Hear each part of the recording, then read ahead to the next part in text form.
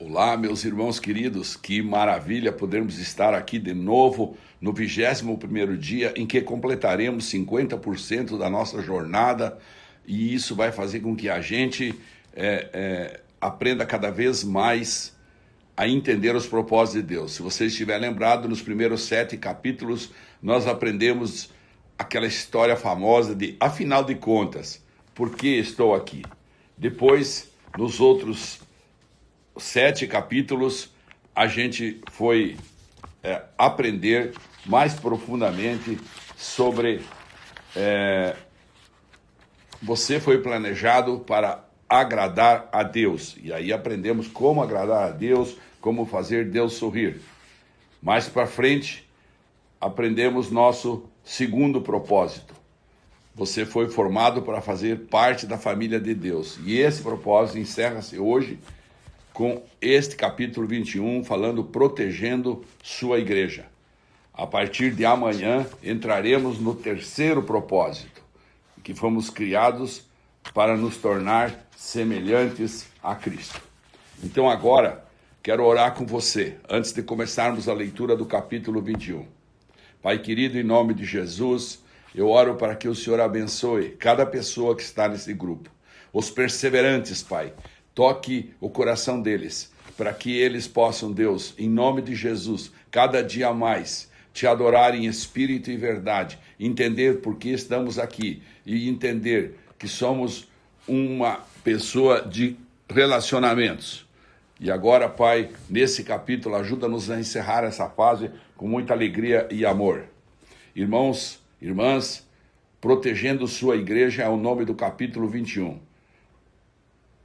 O autor coloca aqui Efésios 4:3. Vocês estão unidos na paz por meio do Espírito Santo. Portanto, esforcem-se para confirmar unidos desse modo, para continuar unidos desse modo.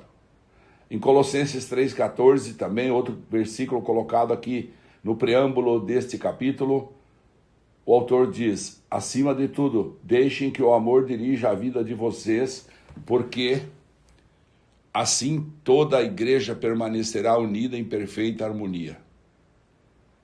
Muito bem, vamos começar então o capítulo 21. É sua função proteger a unidade de sua igreja. Uau! É sua função proteger a unidade da sua igreja. A unidade da igreja é tão importante que o Novo Testamento dá mais importância a isso que ao céu e ao inferno.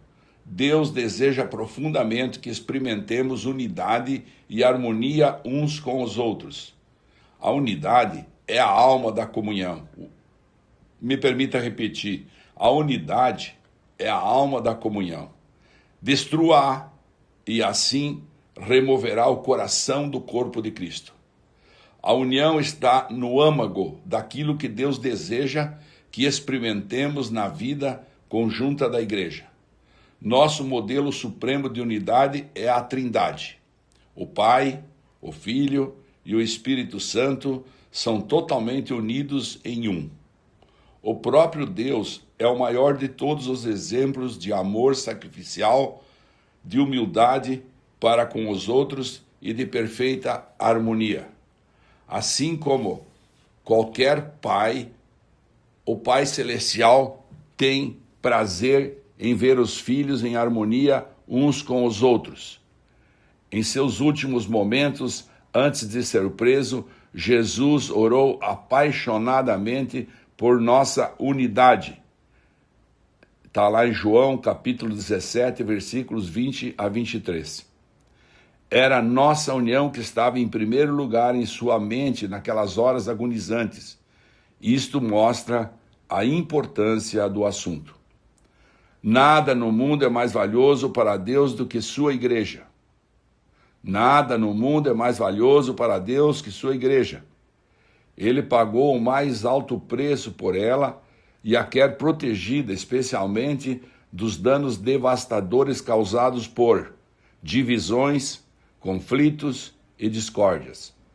Se você faz parte da família de Deus, é, portanto, sua responsabilidade proteger a unidade da comunidade da qual participa. você foi encarregado por Jesus de fazer o possível para preservar a unidade, proteger a comunhão e promover a harmonia em sua igreja e entre todos os cristãos. A Bíblia diz em Efésios 4:3: façam todo o esforço para conservar a unidade do Espírito Santo pelo vínculo da paz. Como fazer isso? A Bíblia nos dá algumas orientações. Primeira orientação, está lá em Romanos 14:19. Concentre-se no que temos em comum, não em nossas diferenças. Paulo recomenda: concentremo-nos nas coisas que contribuem para a harmonia e no crescimento de nossa comunhão conjunta. Como fiéis, compartilhamos um Senhor, um corpo, um propósito, um Pai, um Espírito, uma esperança, uma fé, um batismo e um amor. Partilhamos a mesma salvação, a mesma vida e o mesmo futuro. Fatores muito mais importantes que as diferenças que poderíamos enumerar. É neles que devemos nos concentrar, não em nossas diferenças pessoais. Lembre-se de que foi Deus quem escolheu nos dar diferentes personalidades, diferentes formações, diferentes raças e preferências. Logo, devemos apreciar essas diferenças, não simplesmente tolerá-las. Deus deseja unidade, não uniformidade. Repito, Deus deseja unidade, não uniformidade. Contudo, para o bem da unidade, não devemos permitir que nossas diferenças, em circunstância alguma, nos separem. Precisamos nos manter concentrados no que mais importa. Aprender a amar uns aos outros como Cristo nos amou e cumprir os 5 propósitos de Deus para cada um de nós e para a sua igreja, que estamos aprendendo aqui nesse livro, 5 propósitos, né? Muito bem, o conflito é normalmente sinal de que o foco foi desviado para questões menos importantes que a Bíblia chama de assuntos controvertidos, como está lá em Romanos 14:1. Assuntos controvertidos. Quando nos concentramos em personalidades, ou nos concentramos em preferências, interpretações, ou olhamos só para estilos ou métodos de vida, a divisão sempre vai acontecer. Mas, se nos concentramos em amar uns aos outros e em cumprir os propósitos de Deus, alcançaremos a verdadeira harmonia. Paulo implora isso. 1 Coríntios 1:10. Irmãos, em nome de nosso Senhor Jesus Cristo, suplico a todos vocês que concordem uns com os outros no que falam, para que não haja divisões entre vocês, antes que todos estejam unidos num só pensamento e num só parecer. Outro aspecto, seja realista em suas expectativas. Agora que você descobriu como Deus quer que seja a verdadeira comunhão, é fácil ficar desanimado pela disparidade entre o ideal e a realidade presenciada em sua igreja. Você deve amar apaixonadamente a igreja, apesar das imperfeições que ela tem. Ansiar pelo ideal enquanto critica o real é evidência de pura imaturidade. Em contrapartida, conformar-se com o real sem lutar pelo ideal é complacência. A maturidade está em conviver com essa tensão. Repito, a maturidade está em conviver com a tensão entre o real e o ideal. Outros fiéis irão decepcioná-lo e desiludi-lo, mas isso não é desculpa para deixar de ter comunhão com eles, pois são sua família, mesmo quando não agem como tal, e você não pode simplesmente abandoná-los. Em vez disso, Deus nos orienta em Efésios 4:2. Sejam pacientes uns com os outros, fazendo concessões às faltas uns dos outros, por causa do amor que há em vocês. As pessoas ficam desiludidas com a igreja local por muitas razões compreensíveis. A lista pode ser bastante longa. Por exemplo, conflitos, mágoas, hipocrisia, negligência, mesquinharias, legalismo e outros pecados. Mas, ao invés de ficarmos abalados e surpresos, devemos recordar que a igreja é constituída de pecadores de verdade, entre os quais nos incluímos. Por sermos pecadores, magoamos uns aos outros, às vezes intencionalmente, e às vezes mesmo sem querer. Mas em vez de deixar a igreja, precisamos ficar ali e tentar de alguma forma solucionar o que for possível. A reconciliação não é evasão, não é se mandar embora. É a estrada para um caráter mais forte e para uma comunhão mais profunda. Repito, a reconciliação é a estrada para um caráter mais forte e para uma comunhão mais profunda. Divorciar-se da igreja ao primeiro sinal de decepção ou desilusão indica imaturidade. Deus tem coisas que quer ensinar a você e aos outros também.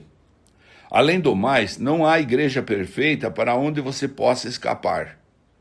Toda igreja tem fraquezas e problemas e você logo ficará desapontado novamente. Groucho Marx ficou famoso por dizer que não gostaria de pertencer a um clube que o aceitasse como sócio. Se uma igreja tiver de ser perfeita para satisfazer você, essa mesma perfeição irá impedi-lo de pertencer a ela, porque você não é perfeito. Dietrich Bonhoeffer, ministro alemão martirizado por resistir aos nazistas, escreveu um clássico sobre a convivência na igreja. Vida em Comunhão é o nome do clássico. Nesse livro, sugere que a desilusão com a igreja local é algo bom, porque destrói nossas falsas expectativas de perfeição das pessoas. Quanto mais cedo desistimos da ilusão de que a igreja deve ser perfeita para que a amemos, mais cedo deixaremos de fingir e admitiremos que somos todos imperfeitos e precisamos da graça divina. Esse é o início da verdadeira comunidade com maturidade. Toda igreja deveria afixar uma placa: proibida a entrada de pessoas perfeitas. Este é um lugar somente para os que admitem que são pecadores, carecem da graça e desejam crescer. Bonhoeffer disse em seu livro: aquele que ama seu sonho de uma comunidade mais que a comunidade cristã em si, torna-se destruidor desta. Se não dermos graças diariamente pela comunidade da qual fazemos parte, mesmo quando não há nenhuma grande experiência, nenhuma riqueza a ser descoberta, mas apenas muita fraqueza, pouca fé e dificuldades, se ao contrário, continuamos nos queixando de que tudo é desprezível e insignificante, estamos então impedindo que Deus permita que a nossa comunidade cresça. Outro aspecto: prefira incentivar a criticar.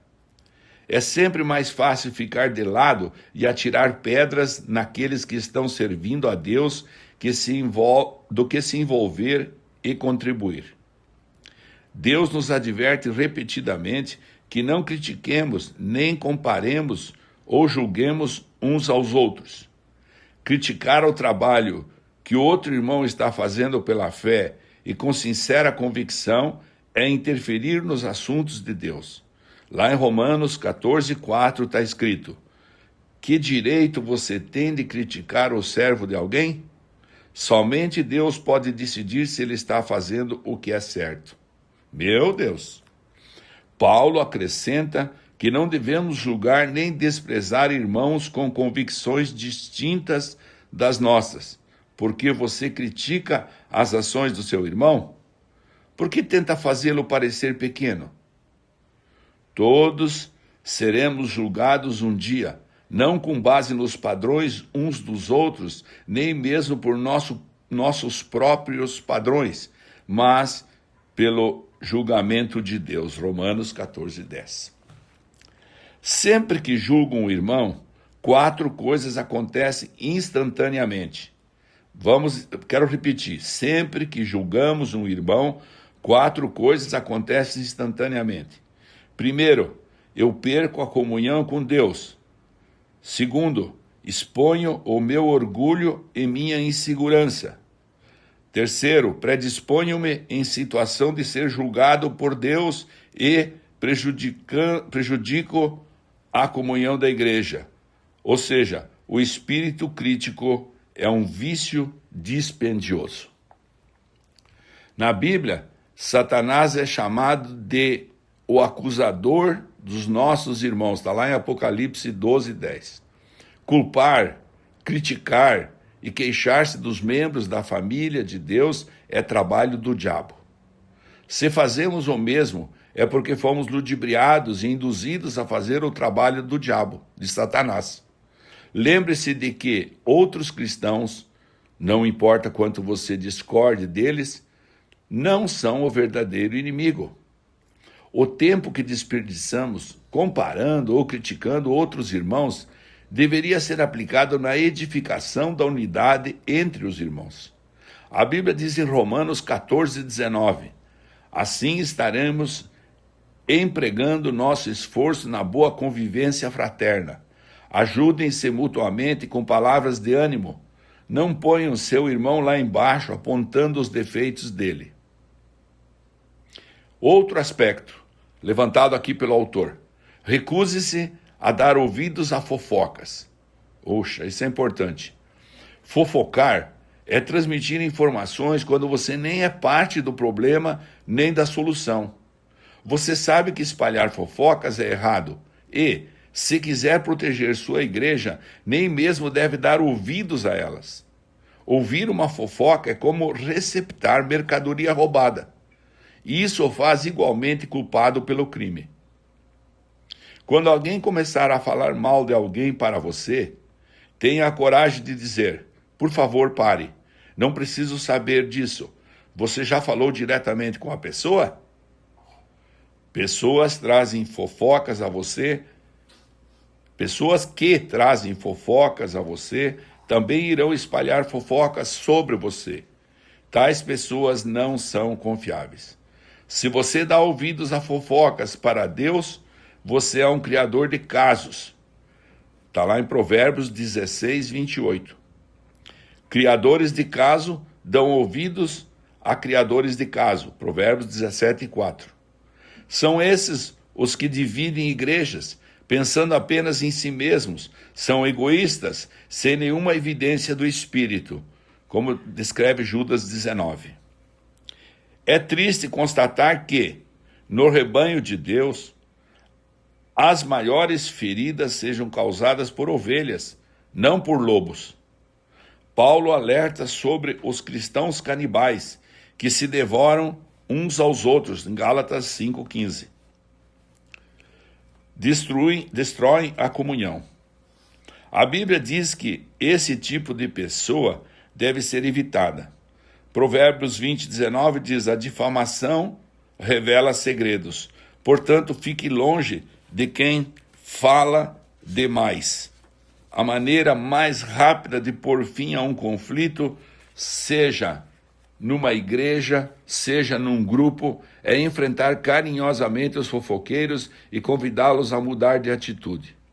Salomão lembra em Provérbios 26:20, uma fogueira se apaga quando acaba a lenha. Da mesma maneira, as brigas acabam quando o encrenqueiro e implicante é separado do grupo. Outro aspecto levantado aqui pelo autor. Pratique os métodos de Deus para a solução de conflitos, que nós aprendemos no capítulo anterior, né? Os métodos de Deus para a solução de conflitos. Mas ele descreve aqui, além dos princípios mencionados no capítulo anterior, Jesus ensina à igreja um processo simples, dividido em 3 etapas. Em Mateus 18, de 15 a 17, diz, Se um dos que dizem ser seu irmão na fé prejudicar você, converse com ele. Consertem a situação entre vocês. Se ele ouvir, você fez um amigo. Se não ouvir, tome uma ou duas pessoas para que a presença de testemunhas torne o ato legítimo e tente de novo. Se ainda assim ele não ouvir, leve o caso à igreja. Em meio a um conflito, somos tentados a nos queixar a terceiros, em vez de corajosamente falar a verdade de maneira amorosa à pessoa com quem estamos aborrecidos. A primeira atitude só aumentará o problema. Assim, o correto é procurar diretamente a pessoa envolvida. A conversa em particular é sempre o primeiro passo e você deve fazê-lo o mais breve possível. Se vocês não forem capazes de resolver o assunto sozinhos, o passo seguinte é levar uma ou duas testemunhas para que tomem ciência do problema e ajudem na reconciliação. E o que fazer se a pessoa ainda se mostrar intransigente? Jesus ordena que apresente o assunto à igreja. Se a pessoa assim se recusar a ouvi-lo, você deve tratá-la como descrente, como está lá em 1 Coríntios 5:5. Outro aspecto, apoie seu pastor e os outros líderes. Apoie seu pastor e os outros líderes. Não existe líder perfeito, mas Deus concede aos líderes responsabilidade e autoridade para que mantenham a unidade da igreja. Durante conflitos interpessoais, esse é um trabalho ingrato. O pastor tem a desagradável tarefa de agir como mediador entre membros ressentidos e imaturos que vivem em conflito.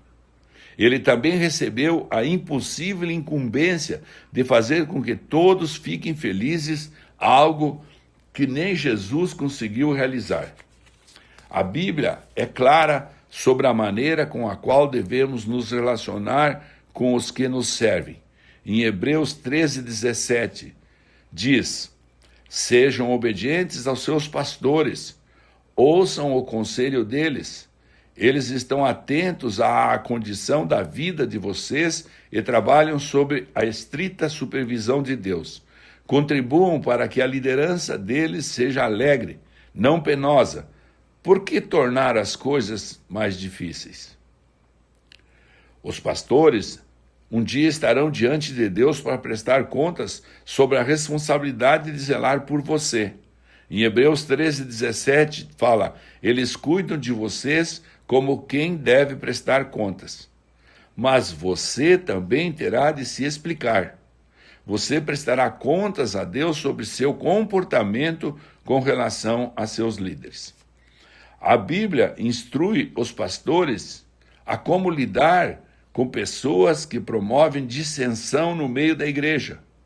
Eles devem evitar discussões e ensinar gentilmente o caminho inverso, enquanto oram para que os encrenqueiros mudem de atitude. Devem admoestar os que promovem polêmicas, rogar por harmonia e unidade, repreender os que desrespeitam a liderança e remover os perturbadores da igreja caso não considerem os dois avisos mencionados. Tudo isso está lá descrito em 2 Timóteo.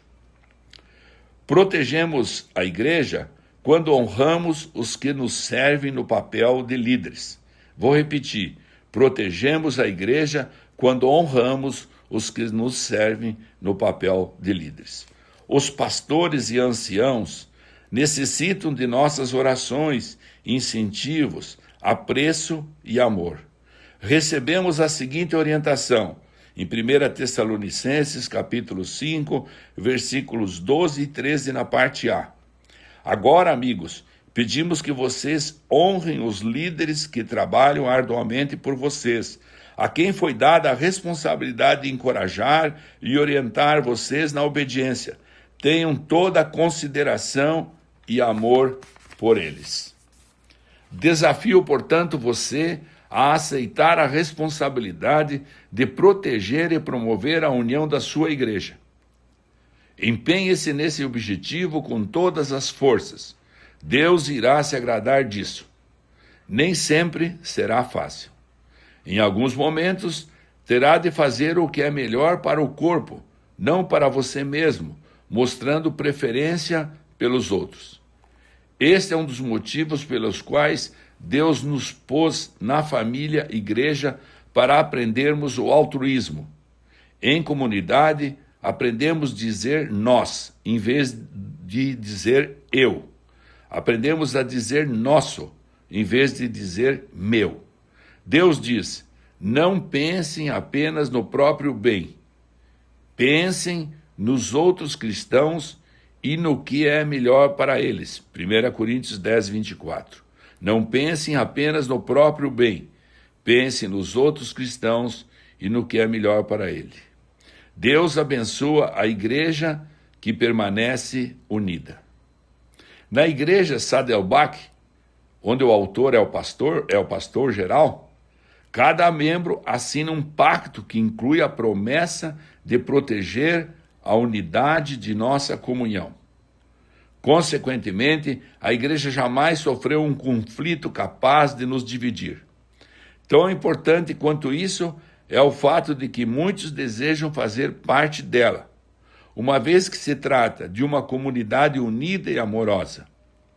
Para se ter uma ideia, num período de 7 anos, a igreja chegou a batizar alguns milhares de novos convertidos. Quando Deus tem um grupo de novos cristãos que deseja libertar, Ele busca como incubadora a igreja mais carinhosa que puder encontrar. O que você está fazendo no plano pessoal para tornar a sua igreja local mais aconchegante e amorosa? Repito a pergunta. O que você está fazendo no plano pessoal para tornar sua igreja local mais aconchegante e amorosa?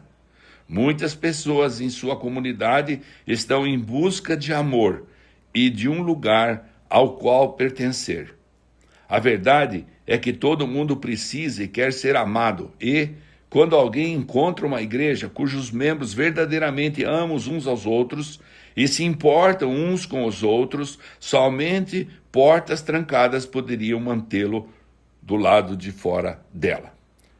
Amém, meus irmãos? Assim encerramos esse capítulo 21 e encerramos essa série que nos ensina a viver em comunhão com a igreja. A partir do capítulo 22, entraremos noutro propósito.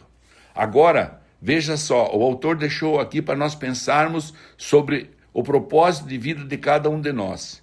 O tema para refletirmos até amanhã é: tenho a responsabilidade de proteger a unidade da minha igreja. Tenho a responsabilidade de proteger a unidade da minha igreja. O versículo usado é Romanos 14, 19. Portanto, concentremo-nos nas coisas que contribuem para a harmonia e no crescimento de nossa comunhão conjunta. E então vem a pergunta para meditarmos até amanhã. O que estou fazendo pessoalmente para proteger a unidade da minha família eclesiástica neste exato momento? Que pergunta-chave! O que estou fazendo pessoalmente para proteger a unidade de minha família eclesiástica neste exato momento? Que Deus possa nos abençoar.